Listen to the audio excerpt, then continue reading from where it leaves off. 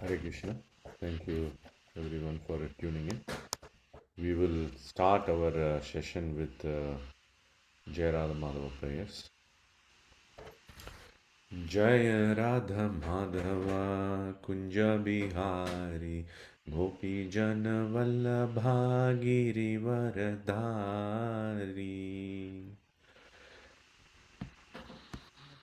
Jai Radha Madhava Kunja Bihari Gopi Jana Vallabha Giri Varadhari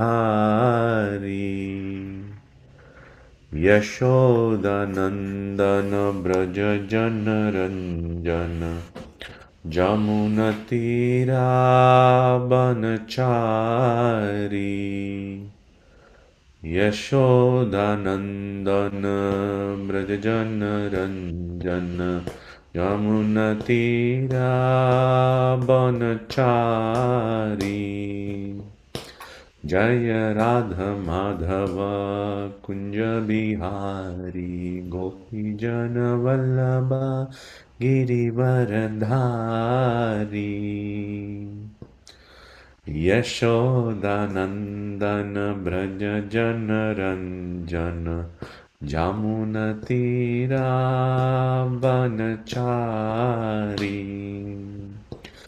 Jaya Radha Madhava Kunja Bihari Gopi Jana Vallabha Girivaradhari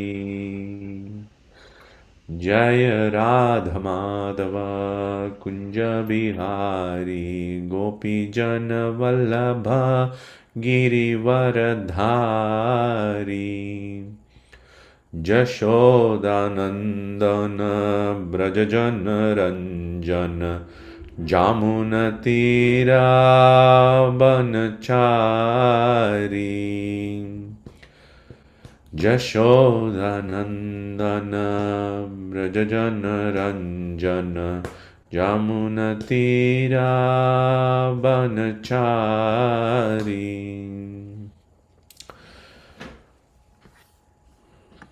Jai Shri Prabhupada ki Jai. So we'll go through the Mangalacharana prayers, the invocation prayers for showing our respects to the Guru Parampara, Krishna Radha, and the devotees of the Lord. And through that, we are going to invoke auspiciousness.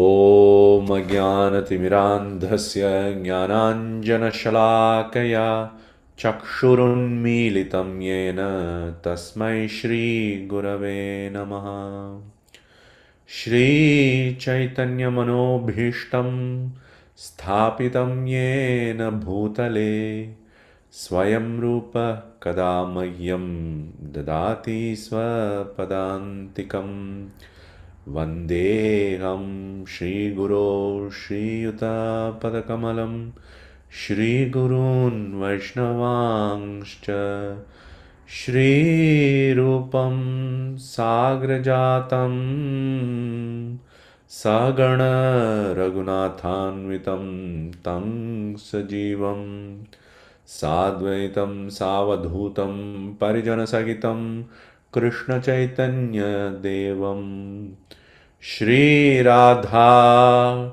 Krishna Padan Sagana Lalita Shri Vishakan Vitangscha He Krishna Karuna Sindho Dinabandho Jagatpate Gopesha Gopika Kanta Radha Kanta Namostute Tapta Kanchana Gaurangi Radhe Vrindavaneshwari Vrishabhanu Sute Devi Pranamami Haripriye Vancha Kalpatarubhyascha Kripa Sindubhyayevacha Patitanam Pavanebhyo Vaishnavebhyo Namo Namaha Namo Om Vishnupadaya Krishna Presthaya Bhutale Shrimate Bhaktivedanta Swamin Niti Namine Namaste Saraswate Deve Gauravani Pracharine Nirvishesha Shunyavadi Paschatya Deshatarine Shri Krishna Caitanya Prabhu Nityananda Shri Advaita Gadadhara Shri Vasadi Gaura Bhakta Vrinda Hare Krishna Krishna Krishna Hare Hare Hare Rama Rama Rama Hare Hare. So today we are going to be reading the 14th chapter of Sri Chaitanya Charitamrita Adi Leela. Sri Chaitanya Charitamrita was written by Krishnadas Kaviraj Goswami around 100 years later after the appearance of Chaitanya Mahaprabhu. Chaitanya Mahaprabhu appeared in this Kali Yuga 500 years back approximately, and he is an incarnate, and he is none other than Lord Krishna himself descended in this Kali Yuga for spreading out the chanting of the holy names of the Lord. So Chaitanya Mahaprabhu's pastimes are recorded in many books, but the two main books of them are Chaitanya Bhagavat and Chaitanya Charitamrita. So Chaitanya Charitamrita was written after Chaitanya Bhagavat was written. Chaitanya Charitamrita discusses many pastimes, especially more pastimes of Chaitanya Mahaprabhu after he has taken sannyas. Today we are going to see the childhood pastimes of Lord Chaitanya Mahaprabhu. So Chaitanya Charitamrita is divided into three sections: Adi Leela, Madhya Leela and Antya Leela. Adi Leela is the first set of pastimes which is leading up to the point of Chaitanya Mahaprabhu going and taking sannyas. Madhya Leela and Antya Leela are discussing about the pastimes of Chaitanya Mahaprabhu after he has taken sannyas. So Chaitanya Mahaprabhu manifested his pastimes for 48 years in this material world. So first 24 years of his life are covered in Adi Leela. The next 24 years of his life are covered in Madhya Leela and Antya Leela. So we will look into Adi Leela, chapter 14, Lord Chaitanya's childhood pastimes. So we will go through the first verse. Katanchana smrite yasmin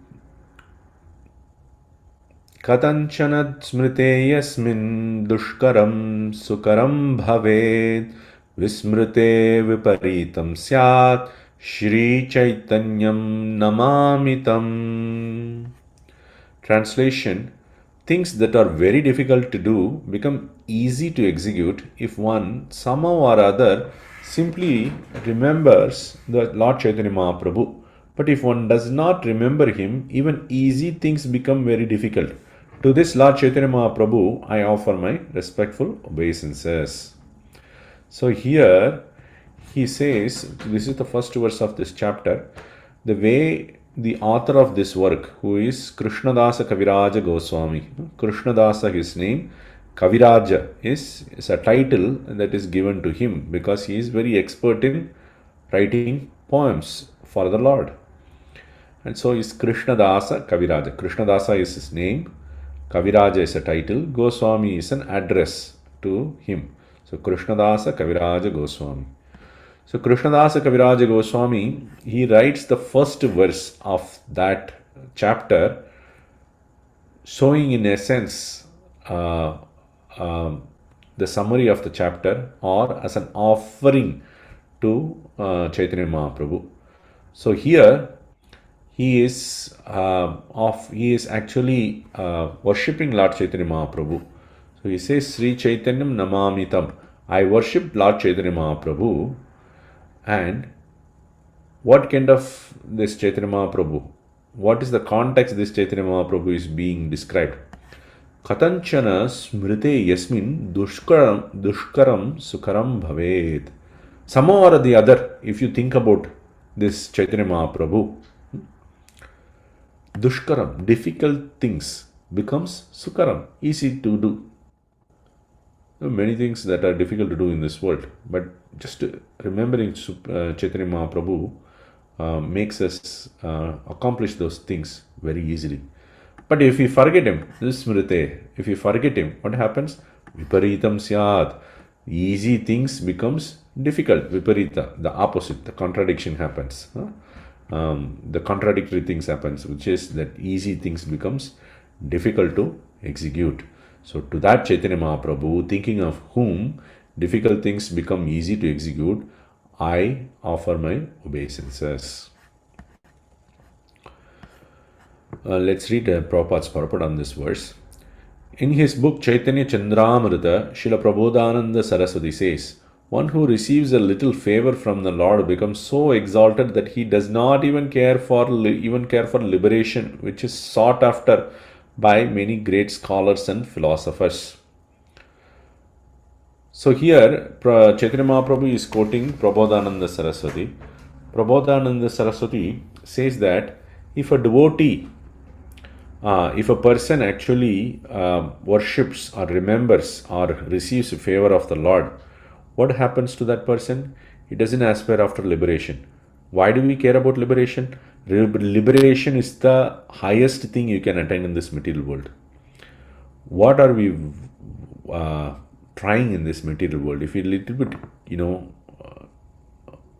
do a research or contemplate on what are we trying to do. So we are trying to become happy. And how do we try to become happy? By being independent. We try to become financially independent. We try to become, socially independent in the sense that, I don't depend more on people. People depend on me, more or less, like, becoming not so much dependent on others. But people don't like to live during their old age, mainly because they have to depend on other people for executing even small things. So we don't like that situation. We want to be independent. Liberation is a state where you achieve that independence, not dependence on other things, fully, completely there. So you get out of this material world. Now you don't have birth, death, old age, disease. All these four things which are just binding us to this material world, we don't have that. So once we achieve that thing, then we become independent. So many people endeavor for that. Those who are in the spiritual path very, very greatly endeavor for that. But that liberation is thrown away by the devotees of the Lord. Why? Why would you throw away something that is so valuable? So if I have a, let's say I have a car. What happened? Sorry. Let me reshare my screen. Okay. So if I, let's say, I have a car and it's a very old car. And once I get a new car, what will I do with the old car? I'll just throw it away. I may not care for that. Very good car. Let's say I got a very fancy car, which has a lot of facilities, which is very new, which is shiny, and which I can show off to my friends and colleagues, right? And the other car I have which is very, very old model, does not work properly, doesn't look good. So why will I keep the old car? I may not have attraction to the old car once I get a new car. So when you get something more valuable, you don't care for things which are less valuable. So similarly, the devotee does not care for liberation. Why? Because he has got something which is much more valuable than liberation. Unless he has got that, how can he neglect liberation? So when Lord favors somebody, you can get something more exalted than liberation. In the liberation, you achieve happiness that you have not seen in this material world. We experience happiness in this material world during several occasions, like we get married, we have some happiness at least in the beginning, and then we get a child, we become a little bit happy, and we get good salary, we become happy, and we get friends with like-mindedness, we become happy. We get good health, we become happy. Our body is working fine even after like 50, 60, 70 years old. We feel happy, rejuvenated, we feel happy. If you have nice hunger, you feel happy so that you can eat nice foodstuffs. So these are the happiness we enjoy in this material world. But liberation is something we have never experienced in this material world. That gives much, much, much, much more happiness. The Upanishads describe that the liberation, the happiness you get in the liberation, the words cannot explain that. It's that much happiness. But when a person goes to the spiritual world and serves the Lord, he gets much, much, much, much more happiness than what is achieved in liberation. So much so that Bhagavatam gives the example that the happiness in the liberation is compared to a very small water pond, very small, like you can hold in your hand, compared to an ocean. So the happiness you are going to get in devotional service or bhakti process is like an ocean of happiness. And the liberation happiness compared to that ocean is very, very small, like a pond. But even that pond we have not tasted in this material world, and that's why we think like liberation is too much. But when the devotee gets an ocean like that of happiness, it's not going to be caring about this small pond. So when the Lord favors somebody, he can get like that extreme happiness. So other things become very less important. And Prabhupada goes on further to explain what happens when a Lord favors a devotee. He becomes greater than a yogi. He becomes greater than anyone else in this material world. So difficult things, which is like liberation, are very easy to achieve for the devotee. When he just serves the Lord, automatically liberation will follow. We don't need to separately endeavor for that.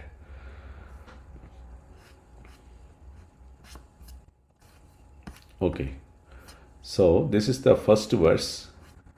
We'll go into second. Jaya Jaya Shri Chaitanya Jaya Nityananda Jaya Advaita Chandra Jaya Gora Bhakta Brinda. All glories to Lord Chaitanya Mahaprabhu, Nityananda Prabhu, Advaita Prabhu, and all the devotees of Lord Chaitanya. Prabhura Kohilo E Janma Lila Sutra Jashodanandana Joyche Hoilo Shachiputra. I have thus described in brief the advent of Sri Chaitanya Mahaprabhu, who appeared as the son of Mother Sachi, exactly as Krishna appeared as the son of Mother Yashoda. So in the previous chapter, Krishnadas Kaviraj Goswami has explained the appearance of Chaitanya Mahaprabhu, and his appearance should be compared to Krishna's appearance. Why? Chaitanya Mahaprabhu is non-different from Krishna. Krishna himself appeared in this Kali Yuga to spread the glories of himself in the form of Chaitanya Mahaprabhu. Here we have purport. Srila Narottama Dasa Thakura confirms this statement that now Lord Krishna, the son of Mother Yashoda, has appeared again as Lord Chaitanya Mahaprabhu, becoming the son of Mother Sachi. Brajendra Nandana Jay Sachi Sutta Hoila Se Balaram Hoila Nitai. The son of Sachi is none other than the son of Mother Yashoda, Nanda Maharaj, and Nityananda Prabhu is the same Balaram. So Sachi, who is the mother of Chaitanya Mahaprabhu, is Mother Yashoda, and father of Chaitanya Mahaprabhu is Jagannath Mishra, and he is Nanda Maharaj himself. And Nityananda Prabhu, who appears along with Chaitanya Mahaprabhu in this Kali Yuga, is Balaram himself. So Krishna, Balaram, Yashoda, and Nanda Maharaj all have appeared in this Kali Yuga along with their associates. Shankepe kohilo janma lila anukrama ebe kohi bala lila sutrera ganan.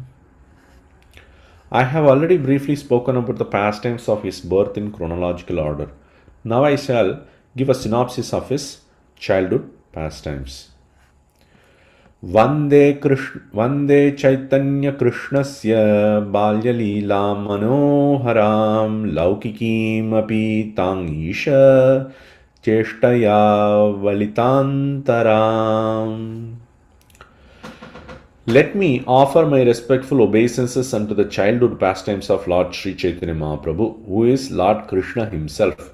Although such pastimes appear exactly like those of an ordinary child, they should be understood as various pastimes of the Supreme Personality of Godhead.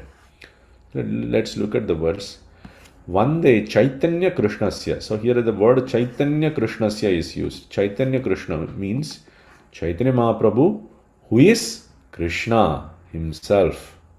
That is the meaning of Chaitanya Krishna.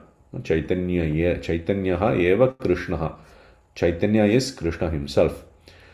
And I worship his Balya Lila. Balya Lila means the childhood pastimes, which is Manohara, which is attracting, which is stealing away the mind.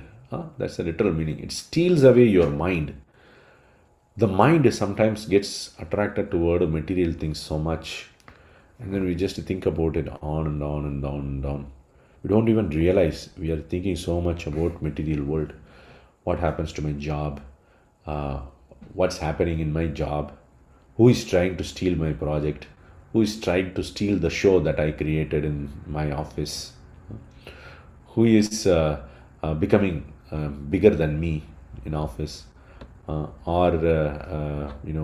friend has bought that car, I should also buy. All of my friends are, if you're like a bachelor, you get worried, all of my friends are getting married and where am I? Or if you're, if you are not having a home, then you think about everybody's buying a home, should I buy a home or not? In this way, we are so much absorbed in this material thinking, how to nurture my child, how to give right things to my child, and so on and so forth. The mind is stolen away by the thoughts of all the material activities. But when we read the pastimes of the Lord, it steals away our mind from these material things and then fixes into the pastimes of the Lord. That is why Manoharam, it steals away automatically. It's so sweet. Laukikim api tam. So it looks like a material pastimes. We will read through the pastimes of Chaitanya Mahaprabhu. We'll see that sometimes this looks like an ordinary child. What is the difference? So my child, my toddler was also doing some things like this. And when my baby is growing up, he or she was also behaving like this. So Chaitanya Mahaprabhu pastimes are also looking like that. What's so sweet about it? Other than it is just a child. It's just a baby's activities, right? That's why he says, Isha Cheshtaya Valitantaram. So these pastimes are filled with activities of the Lord. Isha Cheshta. Isha Cheshta means activities of the Lord. For example, if you take the pastimes of Krishna, what happens? He lifts Govardhana hill. So big that an ordinary child cannot do. We will see in the pastime of Chaitanya Mahaprabhu also. A snake will come, he will just roll around the snake and then he will just hold. Ordinary child, how can he do? Or, when he is stolen away by thieves. One time Chaitanya Mahaprabhu will be taken away by thieves. They go around and then come back to the same place. He covers the minds of the thieves. And then he will actually show his form to different devotees, even though he was a child. And he will perform other miraculous activities. These are the Isha Cheshta, activities of God, cannot be imitated by normal people. So by that we should understand. So we should understand a person is God, not by favorable vote. All my relatives are thinking that so and so person is God, so I will also start worshipping that person as God. No, that's not how it works. We'll read the purport of Srila Prabhupada to understand how can we identify God. Purport in the Bhagavad Gita 9.11, this statement is confirmed as follows. Avajananti mamudha manushim tanumashritam param bhavam ajananto Mama Bhuta Maheshwaram. So here Krishna actually scolds in the Bhagavad Gita 9th chapter 11th verse. What he says, Avajananti ma mudaha. The muda, the fools, those who are foolish, those who don't have proper intelligence, those whose intelligence is stolen away by material desires, they disrespect me, he says. Mam avajananti. They disrespect me. These fools disrespect me. So, why? Because the Lord has taken the form like a human being. Manushim tanum ashritam. He has a body which is like a human. So they think, oh, here is a humanly person. He has come. He is not transcendental. He is just a regular person like you and me. Because he looks like a human. He has 2 hands and 2 legs. And then people say, we created God after our own bodily figures. No. So he says, because of that, people disrespect me. Param bhavam ajanantaha. They do not understand my superior nature. Mama bhuta mageshwaram. I am the Maheshwara of all the living entities. I am the Lord of all the living entities. Do not think I am a normal person. Fools deride me when I descend in the human form. They do not know my transcendental nature and my superior dominion over all that be.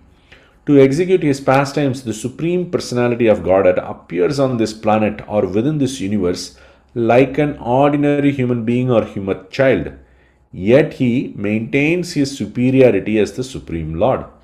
Lord Krishna appeared as a human child, but his uncommon activities even in his childhood, like the killing of the demon Putana or lifting of Govardhana hill, were not the engagements of an ordinary child. Similarly, although the pastimes of Lord Caitanya, as they will be described in this chapter, appear like the activities of a small boy, they are uncommon pastimes, impossible for an ordinary human child to execute. Balalalilai age prabhura uttan shoyan pita matai dekaila chikhna charan. In his first childhood pastimes, the Lord turned upside down while lying on his bed, and thus he showed his parents the marks of his lotus feet. So the baby sometimes turns around or sometimes lies on its back comfortably. These are the different stages of the growth of the baby. So the Lord, when he comes as a baby, he does all the activities of a baby. We should not get confused by that. Oh, here is a small baby, just a regular baby. No, that's why the previous verse was mentioned, that he will show the pastimes of Lord, that he will show the activities of a Lord. This next sentence itself, it shows that he shows his foot to his parents, and then they saw that there were many different marks on his lotus feet. So these are the marks that are that appear on the feet of the Supreme Lord. So these do not appear in common people's feet. You won't see these marks, but these marks will appear in the feet of the Supreme Lord. Grihe dui jana deki lagupad chikhna tahe shobe dhwaja vajra shanga chakramina. When the Lord tried to walk, in his small footprints, the specific marks of Lord Vishnu were visible, namely the flag, thunderbolt, conch shell, disc, and fish. Many more marks are there. These are the some of the representative marks that are shown here. So there will be a flag on the foot. There will be a thunderbolt symbol. There will be a conch shell symbol, disc, and the disc, Sudarshan chakra, like disc. And there's a fish. You don't see these kind of marks in the feet of regular children.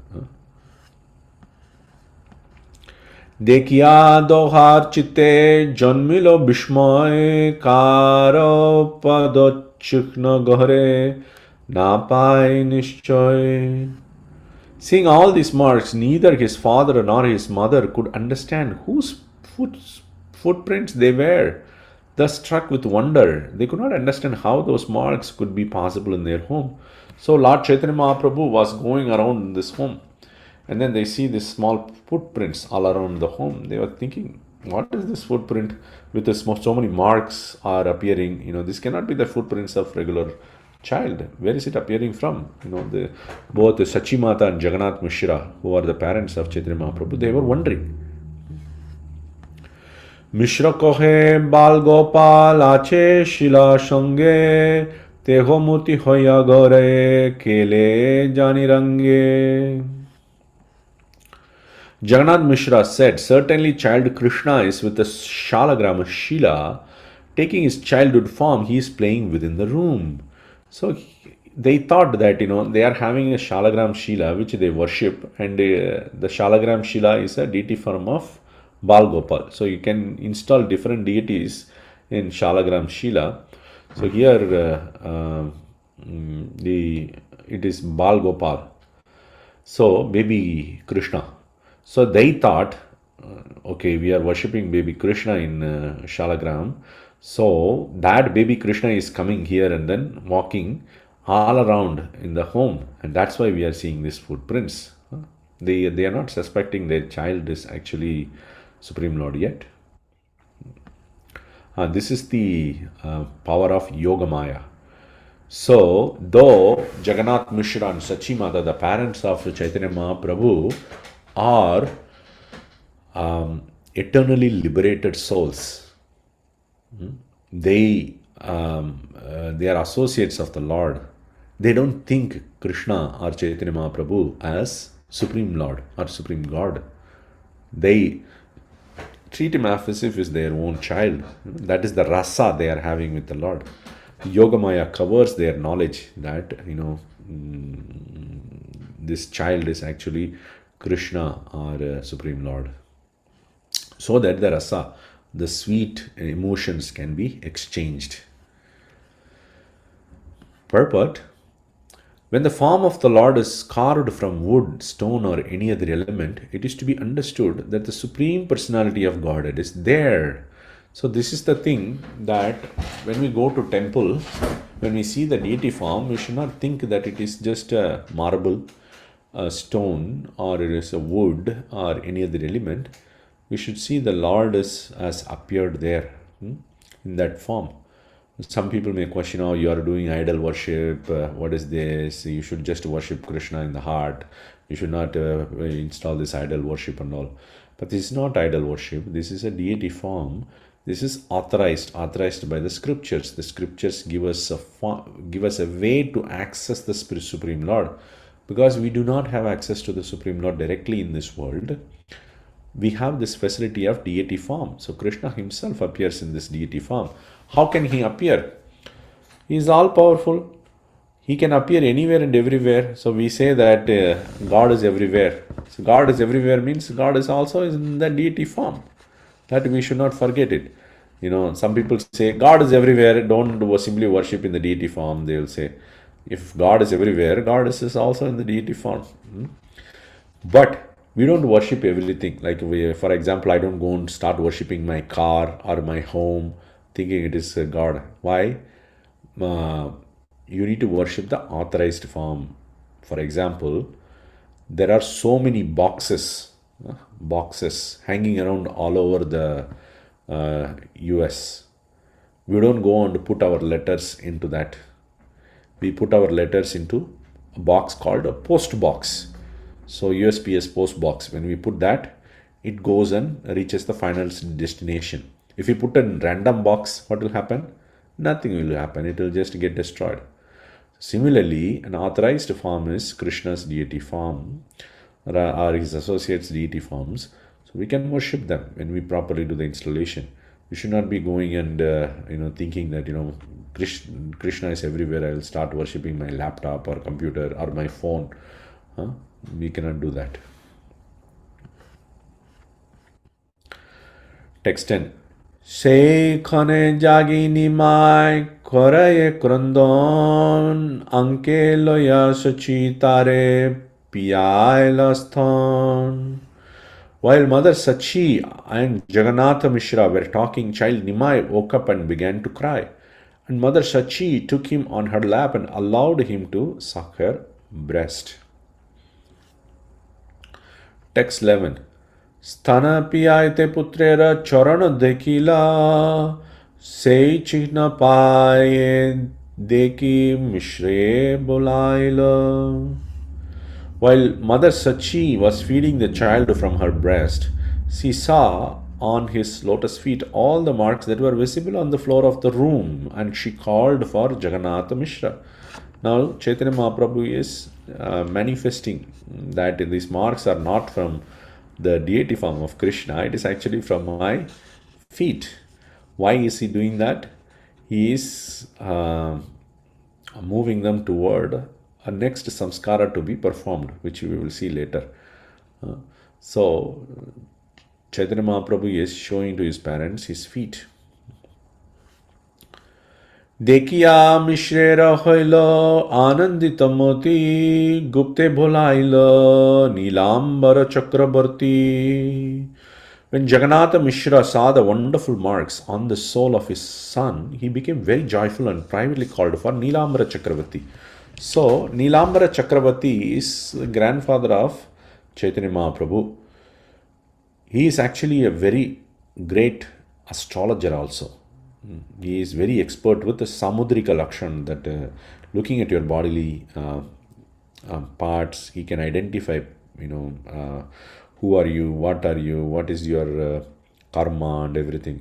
Some people like, for example, palmistry, they look at your palm and then they, see who are you or what is your life and what is your karma in this life, how your happiness and miseries are going to be distributed in your life, how long you are going to live. Some people just look at your face and then they say things. These are great astrologers. Some people look at your chart, how the stars were located in the sky during your birth, and then they try to predict it. So there are different ways for predicting your life. Nilambara Chakravarti was expert in astrology. Krishna deki Chakrabarti bole na hasiya lagnagoni purbe ami rakiyachi likiya. When Nilambara Chakravarti saw those marks, he smilingly said, "Formerly I ascertained all this by astrological calculation and noted it in writing. Batrisha Lakan Maha Purusha Bhushan Eshishu Ange Deki Se Sabalakan." There are 32 bodily marks that symptomize a great personality, and I see all those marks on the body of this child. This is also one of the identification of an incarnation or an avatar, that we should have these auspicious marks all around the body, not like a person who is looking very ugly and he does not have any auspicious symptoms in his body, and then we accept him as incarnation or avatar of the Lord just because everybody thinks like that he is an avatar or God. So we don't accept a personality like that. We should see all these things. Panchadirgha Panchashukshma Saptarakta Shadunnataha Triharasva Prithu Gambhiro Dvatringshal Lakshano Mahan.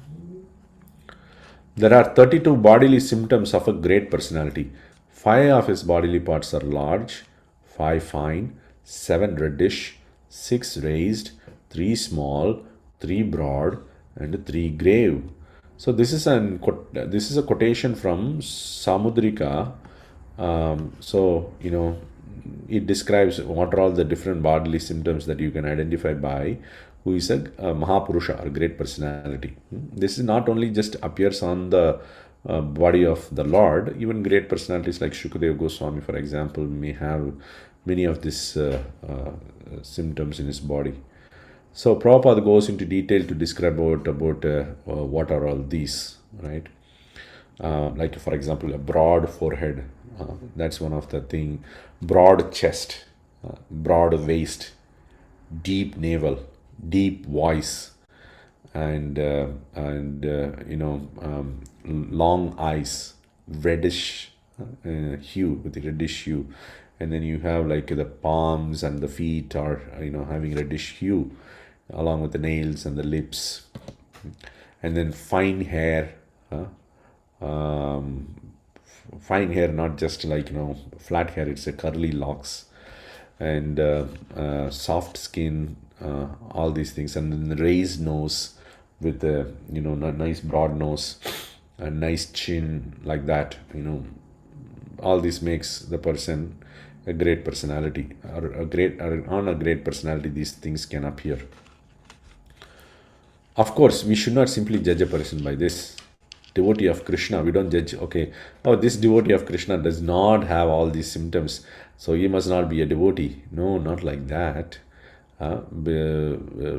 The Nectar of Instruction, Rupa Goswami says that Ganga, for example, if you look at Ganga's water, sometimes it's mixed with mud, because it's throughout it's flowing through, then it gets mixed with mud when it on the course of its flow. So we should not think that Ganga is contaminated. Ganga is pure all the time. It can still deliver persons. Similarly, a Vaishnava may not appear with these symptoms. We should not just think that, okay, these symptoms make him a great personality. But for the Lord, definitely all these symptoms will be there. But not necessarily all the Vaishnavas will have these symptoms. But if these symptoms are appearing on a person, then you can consider that person as a great personality as well. This is one of the things that the sages also observe. For example, when Shukadeva Goswami enters the assembly of the sages, the first thing they observe is the symptoms of the person, and then identify he is not a normal person, he is a great person, like that. Narayanera Chikhna Yukta Shri Hasta Charan Shishu Sharbaloke Koribe Taran. This baby has all the symptoms of Narayana in his palms and soles. He will be able to deliver all the three worlds. So, whatever the symptoms that are there in the body of Narayan, that is Vishnu, all of these things are there in Chaitanya Mahaprabhu as well, because he is Lord Narayana or Lord Krishna himself. And he came here for the purpose of saving all the material souls from this world who are just going through the samsara of the material world, birth and death and birth and death and birth and death, and then go through several miseries in their life. So he came to deliver all of these people and then take them back home, back to Godhead. Eita koribe Vaishnava dharmera prachar iha hoite hobe dui kulera nistar. The child will preach the Vaishnava cult and deliver both his maternal and paternal families. So this is the advantage of the family who is bearing a Vaishnava child. By the child who becomes a nice Vaishnava or nice devotee of the Lord, both the father's family and the mother's family get delivered, get saved from this material world. What to speak of then, Lord himself appears. When he himself appears, obviously the entire lineage will get purified. Purport, only Narayana himself or his bona fide representative can preach the cult of Vaishnavism or a devotional service. When a Vaishnava is born, he delivers both his maternal and paternal families simultaneously. Mahotsaba karo saba bolaha brahman ajidina bhalo koriba namakaran. I propose to perform a name-giving ceremony. We should observe a festival and call for the Brahmanas because today is very auspicious. So this is why Chaitanya Mahaprabhu showed his feet to indicate to their parents that they have to perform the next ceremony. So here Nilamara Chakravarti is speaking to the parents of Chaitanya Mahaprabhu that it is an auspicious time today. So we should call all the Brahmanas and we should perform a great ceremony, especially the name giving ceremony. There are many ceremonies in the life of a person. These ceremonies are called sanskar. Sanskar means purificatory rituals. Dashavada samskar, 10 different samskars are mentioned by Gopal Bhatta Goswami in his book called Satkriya Sara Deepika. So there, how to perform these samskaras are nicely mentioned. So one of the samskaras is name giving ceremony, that you have to give name. And the other one is piercing the ears, both for boys and girls. Though these days, some parts of the India, they don't pierce the ears of the boys, but it is also a ceremony, Vedic ceremony to be performed.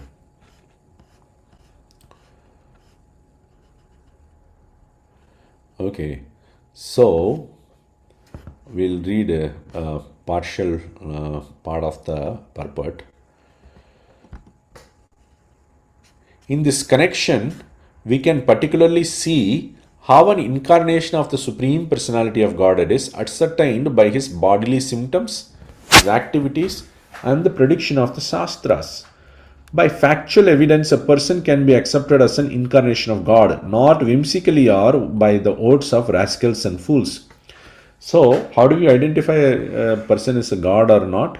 We have to see, first of all, he has to have, as previously mentioned, all the auspicious bodily symptoms. And then his activities should be uncommon. He should do uncommon things like Krishna lifted Govardhan hill. And then he should be mentioned in the Shastras, that so and so, such and such place, he will be born, taking incarnation. We see that so many quotations about Chaitanya Mahaprabhu are there taken from the scriptures, especially in Srimad Bhagavatam in the 12th canto. There is a verse which goes like Krishna Varnam Tvusha Krishnam Sangopanga Strapashatam Yajnaihi Sankirtana Prayer Yajantihi Sumedasaha. So this is a quotation describing about Chaitanya Mahaprabhu appearing in this Kali Yuga. And there are many other quotations available in different Shastras. So we should validate by Shastras, by uncommon activities, and by the bodily symptoms. We don't simply accept any person as God because that person says so, or other people simply accept it. There have been many imitation incarnations in Bengal since the appearance of Lord Chaitanya, but any impartial devotee or learned man can understand that Lord Chaitanya Mahaprabhu was accepted as an incarnation of Krishna not on the basis of popular votes, but by evidence from the Shastras and bona fide scholars. It was not ordinary men who accepted Sri Chaitanya Mahaprabhu as the Supreme Personality of Godhead. In the beginning, his identity was ascertained by learned scholars like Nilambara Chakravarti, and later all his activities were confirmed by the 6 Goswamis, especially Srila Jiva Goswami and Rupa Goswami, and many other learned scholars with evidence from Shastra. So, here is the thing. Why do we accept a person as God? Some people have difficulty in accepting Chaitanya Mahaprabhu as Krishna himself. They have very much difficulty. How come Chaitanya Mahaprabhu is God? I have never heard from my childhood, and suddenly you come to me and then you say Chaitanya Mahaprabhu is God. How can we accept it? So, we have to little bit carefully think about our assumptions, the assumptions we are making here. We have been grown from childhood in a certain culture, surrounded by certain types of people. And they have mentioned, oh, this Brahma, Vishnu, Shiva, all these are God, but anyone else is not God. And then we were just grown up. And then suddenly we hear, oh, Chaitanya Mahaprabhu is God. How is he God? I have never heard of it. So we are putting our faith on those persons who are around us. Not on the persons who are actually the devotees of the Lord. We should put our faith on the devotees of the Lord, who have dedicated their life for the service of the Lord. and who are not just dedicated their lives for the service of the Lord, but who are also scholars, not ordinary person. If you look at the works of Rupa Goswami and Sanatana Goswami and Jiva Goswami, people are doing PhD research on that to understand it in Oxford and other universities. Very, very complex and very, very sophisticated things they have written. Those scholars, and they are also devotees, they have renounced everything in their life to practice Krishna consciousness. They say, they point out that, Shastras are showing here is Chaitanya Mahaprabhu is a God. The Chaitanya Mahaprabhu is God because of these reasons, pointing out. So we should put our faith there, not just the childhood surroundings. And some people have told, and some people from our childhood have not mentioned Chaitanya Mahaprabhu as God, so we don't accept him. No, we don't put faith there. Put faith on the right source. It is like so many news channels are there. Everybody is having an agenda. Finding out the truth in modern news channels is very, very difficult, because these activists are running the channels, not journalists, right? So you have to find out which source is reliable. Then you can accept whatever that source is telling. Similarly, even in the spiritual path, we should find out what is the right source and what is the wrong source. Right source is those who have dedicated their lives in the spiritual path and who are very, very learned scholars and who pursued it and then completed their life successfully. We should put faith on them, not on simply books appearing on the internet randomly here and there. Some blog post is coming, so I will just read some Quora questions and answers I will read and then I will come to conclusion. Not like that. We should also put faith in Shastras, scriptures. Even though devotees may write books and they may be scholars, they quote verbatim from Shastras to point out, you see, I am not making stuff up. I am just saying what the Shastras are saying. So Shastra Praman should be there. Shastra evidence should be there. Then it should come through devotees, sadhun, and Shastra we have. Okay. An incarnation of God is such from the very beginning of his life. So sometimes what happens is, suddenly one person will say, I was not a God, I was ordinary human being, and then I meditated and then I became God. Or you can also become God. All you have to do is just meditate, chant this mantra, and then you can become God. Not like that. You have to be God means you are always God. You cannot suddenly become God. How can you suddenly become God? That doesn't make any sense. God should be always God. Suddenly one can become God. Then God was also previously not God. Then he was a normal person. If he was a normal person, how was the whole world created? It doesn't make any sense. You will have logical fallacy. God should always be God. Not that at one point you will suddenly realize you are God. Sharbaloker koribe ihan dharan poshan bishambara namayhar eitakaran. In the future, this child will protect and maintain all the world. For this reason, he is to be called Vishwambara. So, Vishwambara means one who nourishes this whole world, and he protects or bears this whole world. He is holding this whole world. Which is a very apt name for Chaitanya Mahaprabhu, because he came to nourish the people of this world, and he is Lord Krishna himself, so he is holding the whole world within him.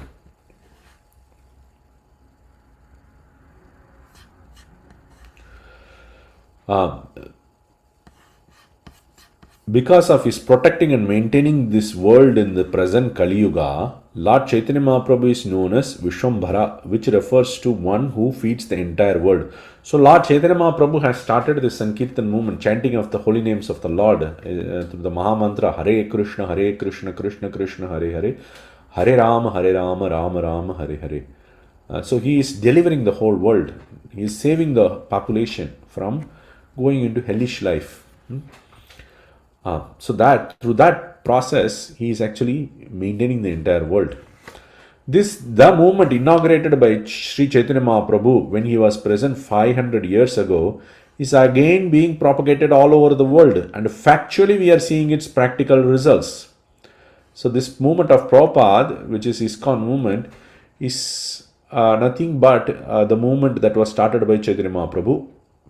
Prabhupada instituted in the modern world, and then to spread around it nicely and execute it successfully. That's all. Otherwise, Prabhupada was just taking my Chaitanya Mahaprabhu's idea and then spreading it out everywhere. It is Chaitanya Mahaprabhu's movement. People are being saved, protected and maintained by this Hare Krishna movement. Thousands of followers, especially Western youths, are taking part in this Hare Krishna movement. And how safe and happy they feel can be understood from the expressions of gratitudes in their hundreds and thousands of letters. The name Vishwambhara is also mentioned in Atharva Veda Sanhita. Vishwambhara Vishwena Ma Bharasa Pagi Swaha. So it says that, oh Lord Vishwambhara, please protect me. This is again the name itself of Chaitanya Mahaprabhu is also appearing in Vedic literature.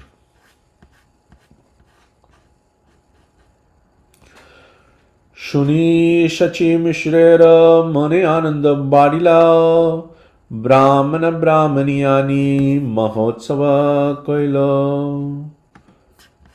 After hearing Nilambara Chakravarti's prediction, Sachi Mata and Jagannatha Mishra observed the name-giving festival in great joy, inviting all the Brahmanas and their wives. Purport: it is the Vedic system to observe all kinds of festivals, including birthday festivals, marriage festivals, name-giving festivals, and festivals marking the beginning of education, by especially inviting Brahmanas. In every festival, the Brahmanas are to be fed first, and when the Brahmanas are pleased, they bless the festival by chanting Vedic mantras or the Hare Krishna Mahamantra. So this is how we should celebrate different festivals. Like, we have kids' birthday festivals, we have every year, or our own birthday festivals, or we do marriage, or we marry our children, or we give names to our children. Various ceremonies are there. How do we hold these festivals? We should invite all the Brahmanas, or Vaishnavas are all, greater than Brahmanas. They are actually fixed in Vishnu. Brahmana means one who is fixed in Brahman. Brahman means Krishna only. Vaishnavas are those who fixed in Vishnu. So they are Vaishnavas. So invite all the Vaishnavas to your home and give them prasadam. Feed them very nicely. That's how you should celebrate the different festivals. That's prasadam giving is very, very important. But there is one condition. In every festival, the Brahmanas are to be fed first. So the Vaishnavas should be invited to a home and they should be fed first. Sometimes in birthday festival, what do? We put a nice cake in the center, and then we take the child and then eat. And the remnants are shared to all the Vaishnavas assembled. That's very, very bad etiquette. Ideally, we shouldn't be doing that. We should rather invite all the Vaishnavas, probably just to cut the cake and then distribute them to them. Then the child can take the remnants of them, later it can eat. That is the good attitude, and that's the good etiquette. Not that we'll feed the child and then the remnants will be given to the Vaishnavas. That's a very bad etiquette. And the focus is that we want to feed the Vaishnavas first, then get their blessings for the child or ourselves. And that is the right thing to do. Though we are just pushed by the modern culture and then we just go along, sometimes we should try to break that modern culture and then just follow what is traditionally done. Just to feed the Vaishnavas nicely and then take their blessings. Cut the cake and give it to them rather than just eating ourselves, or the child eats and then distributing the remnants. Text 21.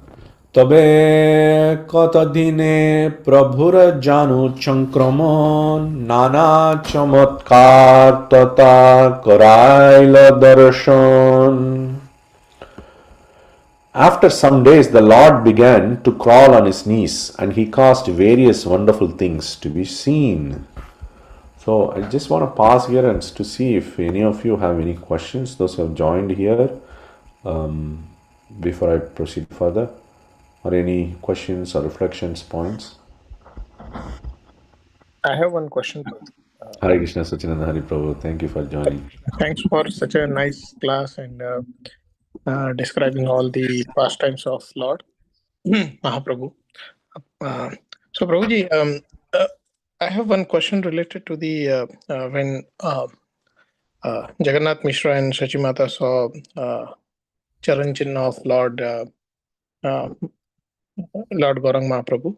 So why they waited till like 6 months? Like when we say like why child he took turn, right? Means why they waited till that time and why they saw means generally when mother feeds every day they see that child's all the parts. So I was just means, Yeah, very good observation. That why didn't they observe these symbols early and then they are observing it later? There is no commentary given there. My assumption when I was reading this was that the Lord manifests that anytime He wants to show to others. It's not may not be visible all the time. Also, just like Krishna holds the entire universe within his stomach, but then he only revealed in the Mridu Bhakshana Leela when he eat the dirt and then Yashoda Maya opened it and then he saw, oh wow, the whole world is there within the Lord's stomach, right? So similarly, though it is there, he doesn't reveal it. He is possessing everything, but he doesn't reveal that. Sometimes he reveals it. Same with the pastime where Krishna was trying to be tied by Yashoda. Krishna cannot be measured, really speaking. But he should never be tied because he cannot be measured. He is unlimited in size. But then sometimes he manifests that unlimitedness. Sometimes he becomes very limited. He lets my Yashoda Maya tie him around. So I would suppose that Chaitanya Mahaprabhu also manifests these different chignas or symbols in his feet, not all the time. Otherwise, they would be observing this, and then their rasa will get obstructed, I suppose. Though I did not see any commentary on this. Yes, Prabhu, Rohini Dulal Prabhu, you have some points to say. Haribol Prabhu, Dhanavad Prabhu, Pranam. Prabhu, Dhanas Pranam. Yeah, Prabhu, you very nicely explained the worship, right? The worship of Archa Vigraha, how it is bona fide, the post box example, and the Shastras similarly accepting the Lord Chaitanya Supreme Personality of Godhead based on the Shastras and then the scholars. Prabhu, even among the scholars, right, there seems to be different opinions about about the references that are given in the Shastras.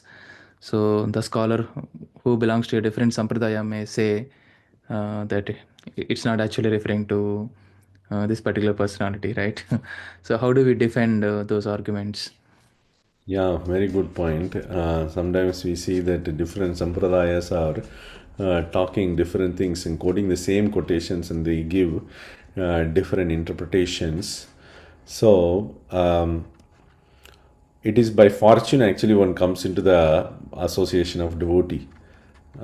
Though we may say so, they may also say that by fortune they come into the association of our people, like that.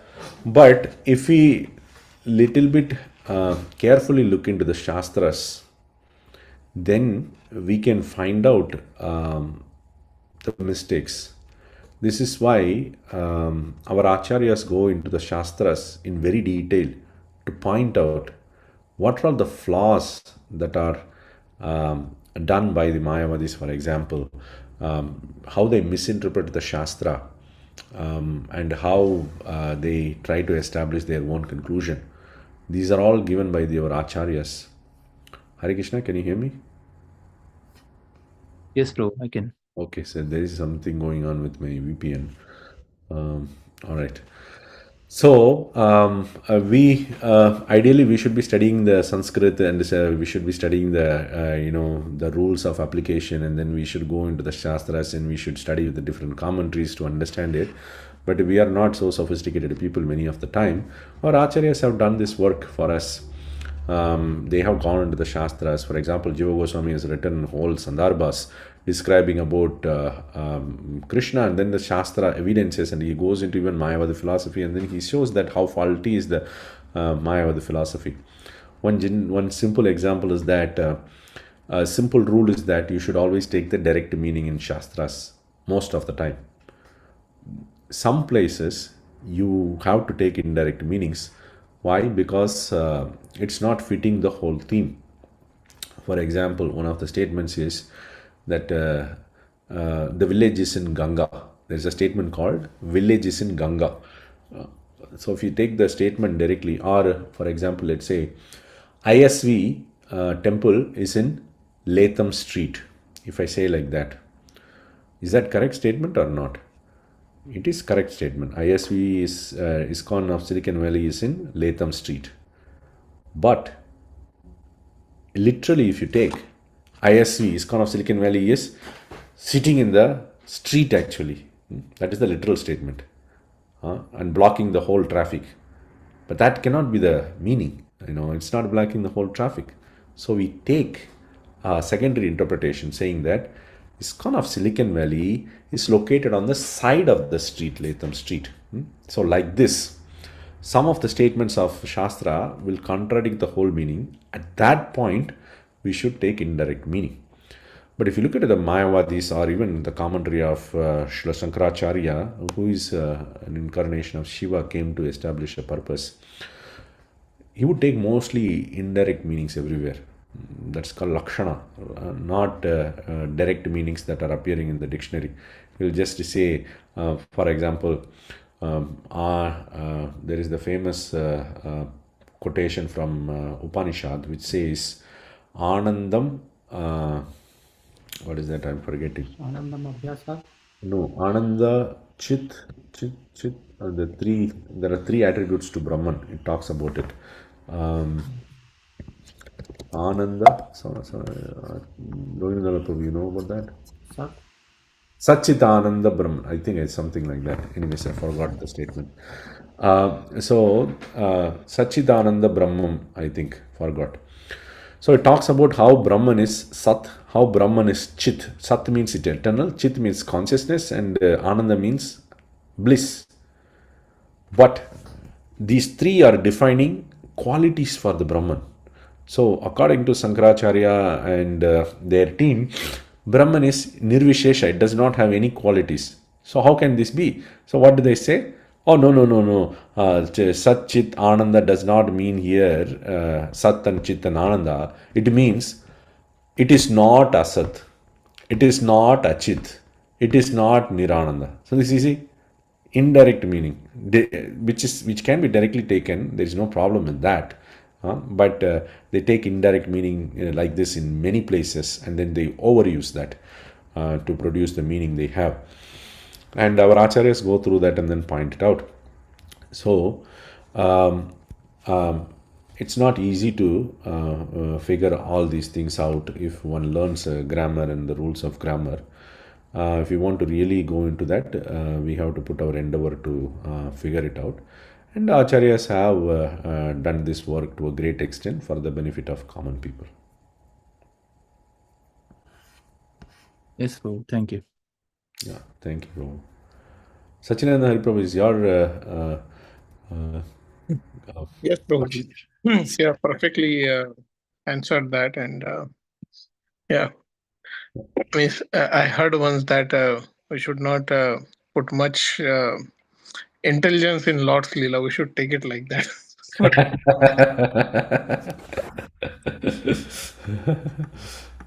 Thank you, Prabhuji. Thank you for clarifying. Thank you, Prabhu. After some days, the Lord began to crawl on his knees, and he caused various wonderful things to be seen. This is the next step of the child. He crawls onto the knees and then just walks around, right? Crawls on the knees, like crawling around, right?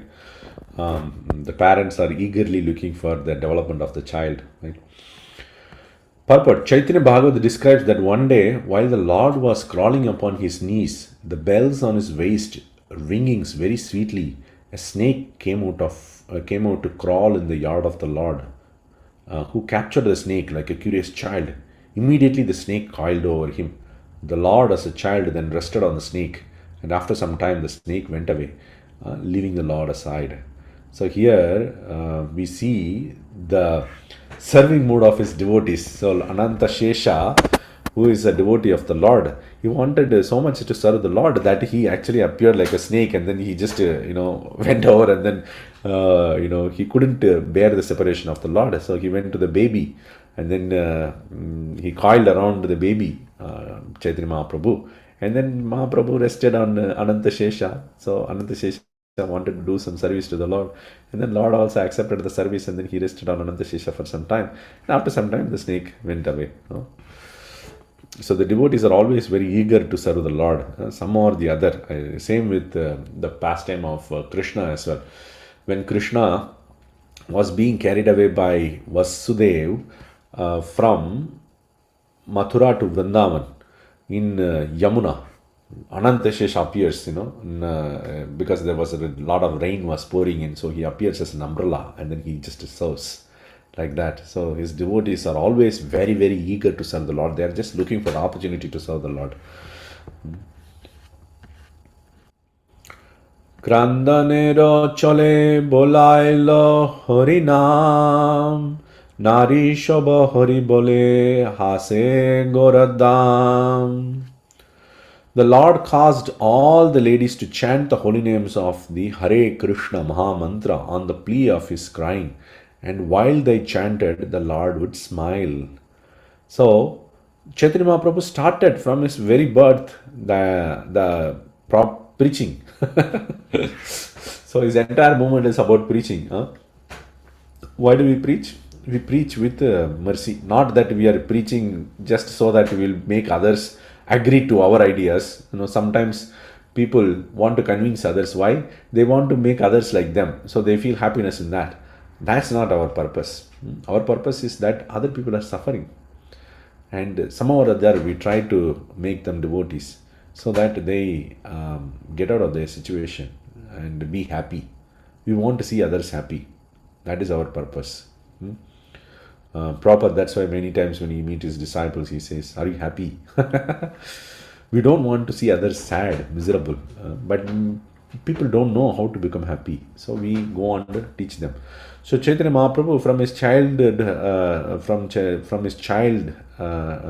childhood, he started preaching. So he would cry, and then when the nearby ladies come and sing Hare Krishna mantra or names of the Lord, he would then smile, and then when they stop it, he would again cry. Again they would chant. In this way he was engaging all of them in chanting the holy names of the Lord. We'll read the purport. In the Chaitanya Bhagavata, this pastime is described as follows. The Lord, with his beautiful eyes, would cry, but he would stop immediately upon hearing the Hare Krishna Maha Mantra. When the ladies, understanding the fun of the Lord, discovered that he would cry and then stop upon hearing the chanting of the Hare Krishna mantra, they all took it as a clue to chant Hare Krishna as soon as the Lord cried. Thus it became a regular function. The Lord would cry and the ladies would begin chanting the Hare Krishna Maha Mantra, clapping their hands. In this way, all the ladies of the neighboring houses would assemble in the home of Sachi Mata to join in the Sankirtana movement 24 hours a day. As long as the ladies continued to chant the Hare Krishna Maha Mantra, the Lord would not cry but would pleasingly smile upon them.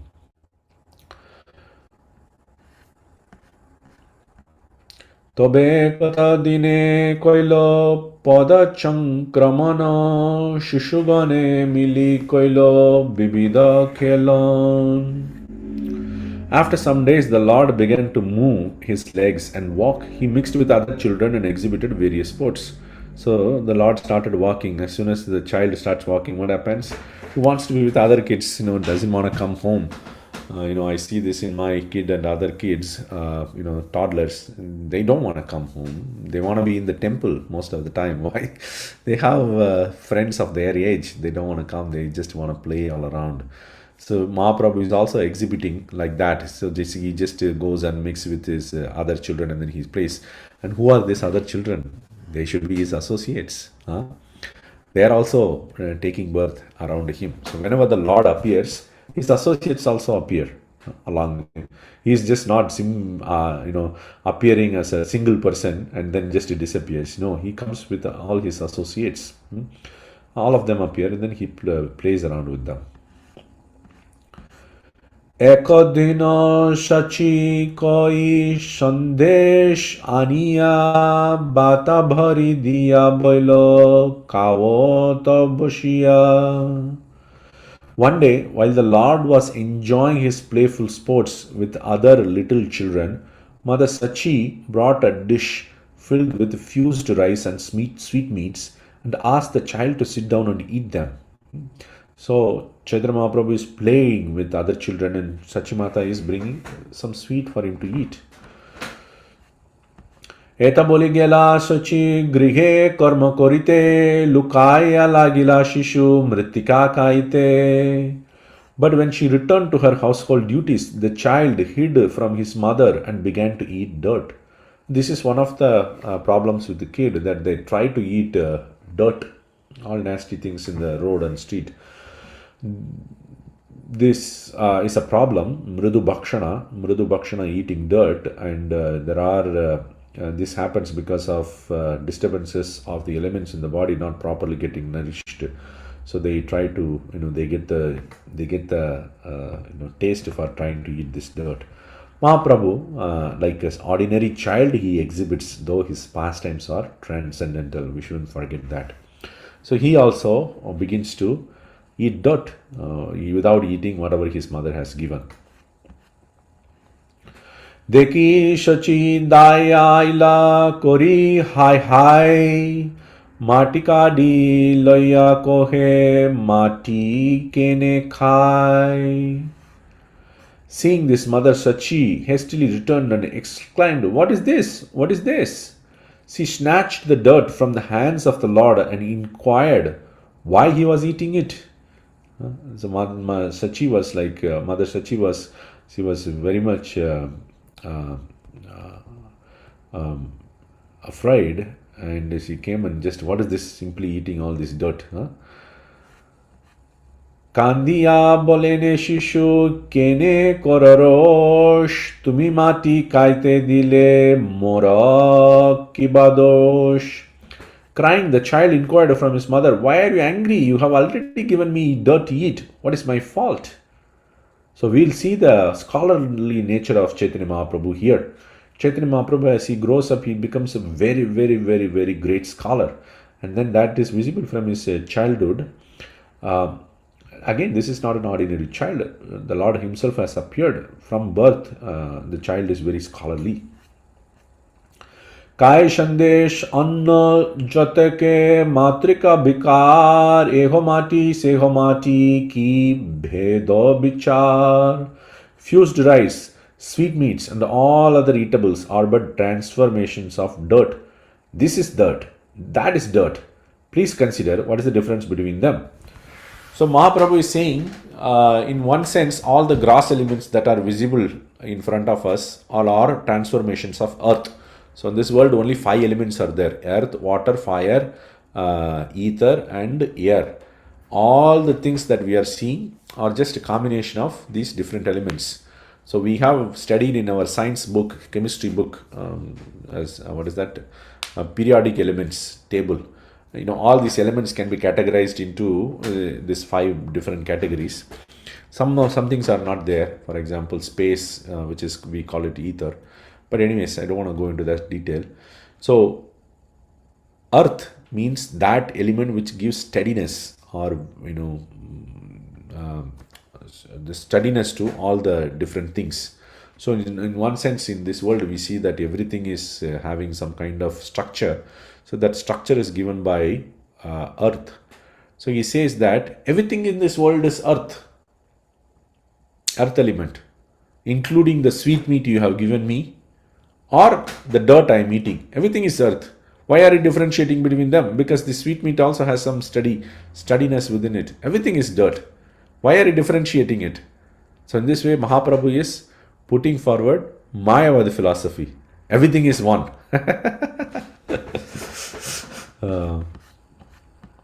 माटी देह माटी भक्क देह बिचारी अबिचारे देह दोषे की बोलिते पारी. This body is a transformation of dirt, and the eatables are also a transformation of dirt. Please reflect upon this. You are blaming me without consideration. What can I say? Purport. This is an explanation of the Mayavada philosophy, which takes everything to be one. The necessities of the body, namely eating, sleeping, mating, and defending, are all unnecessary in spiritual life. When one is elevated to the spiritual platform, there are no more bodily necessities, and in activities pertaining to the bodily necessities, there are no spiritual considerations. In other words, the more we eat, sleep, have sex, and try to defend ourselves, the more we engage in material activities. So, anyways, the summary of the purport is that Prabhupada is saying that Mahaprabhu is speaking Mayavada philosophy here. Now we may be thinking why Krishna himself is speaking Mayavadi philosophy. When other people talk Mayavadi philosophy, we get irritated. Now the Lord himself is speaking Mayavadi philosophy. What is this? So, it is not new. Lord himself spoke Mayavadi philosophy in the form of Buddha, for example. Or Lord himself also speak Mayavadi philosophy in Krishna form also. When not necessarily Mayavada philosophy, he spoke Karma Mimamsa philosophy. When he was Krishna, he asked all of the Vrindavan people to worship Govardhan. He was saying, why are you worshipping the Devatas? The Devatas are supposed to give you results. You don't need to worship them separately. They just act according to their karma. So there he was speaking Karma Mimamsa philosophy. So here Mahaprabhu is speaking Mayavadi philosophy. Though the Lord is speaking all these philosophies, we don't accept it simply because the Lord said so. No. So we go back to the Shastras. What the Shastras say. So Shastra becomes in in essence become more valid than whatever the Lord is speaking. Why? Because Lord speaks different things. Sometimes he speaks some things as pastime. Sometimes he speaks the truth. Sometimes he is just bewildering the demons. So we don't know which is true and which is false. So we go back to Shastra to figure out what is true and what is false. So though Mahaprabhu is speaking Mayavadi philosophy here, we don't accept that Mayavadi philosophy. And what is Mayavadi philosophy? They think everything is one. That they even deride the devotional service. Like for example, when we sing the holy names of the Lord, they think this is all material activity. Or when we eat prasadam, they think this is material. You have to go beyond this. For example, when we go to temple and worship Radha Madan Mohan, they say, no, you have to go beyond the deity form. You should not just worship the deity form. You have to go beyond. So they say like that. Why? They think everything is material. Everything is one. What? All are material things. No, that is their fault. There is a difference. As Sachimata will later point out, which we are not going to read today, that sweet meat, if you eat, it will nourish your body. But if you eat the dirt, it will degrade your body. There is a difference. So similarly, devotional activities, it will nourish the soul. Material activities, it will deprive the soul. Two different activities. We cannot say both of them are same. We cannot just go and stand in front of a tiger just like we are going and standing in front of a cat, saying both are cats. No, one will just kill us. So the philosophy that everything is one does not even work very well in this world. What to speak of spiritual paths. So we'll stop here and thank you everyone for joining. We'll continue in our other sessions. Hare Krishna. Thank you, Asha Madhav Prabhu, Ashay Madhav Prabhu for hosting this. Thank you, Prabhu. Wonderful lecture, very sweet pastimes. Right? when the Supreme Personality of Godhead comes as a baby and does these things, there is a special sweetness in that. Although we know he is supreme, he hides that fact and he does this, all these wonderful pastimes. This special sweetness we normally don't get from little children, normal little children. I think you covered that in your lecture. Thank you, Prabhuji. Thank you. Thank you, Rohinindra, for Sachin Hari Prabhu for joining along. Thank you, Prabhu, for joining. Thank you, Prabhu. Krishna. Vanchakalpatarubhyascha वाञ्छाकल्पतरुभ्यस्य कृपासिन्धुभ्येव च पतितानां पावनेभ्यो वैष्णवेभ्यो नमो नमः अनन्तकोटिवैष्णवं की जय की जय। ब्रज जीवन प्रभु की जय। श्रील Prabhu, प्रभुपाद की जय। ऑल वैष्णव वृंद भक्त वृंद की जय। Hare Thank Krishna, you. dear devotees, we are going to have Nishima Chaturdasi celebration this weekend on Saturday. Please come to 1965 Latham Street and celebrate Nishima Chaturdasi with us in the evening. Hari Bol, Hare Krishna. We will now close Hari down Bol. the session. Thank you.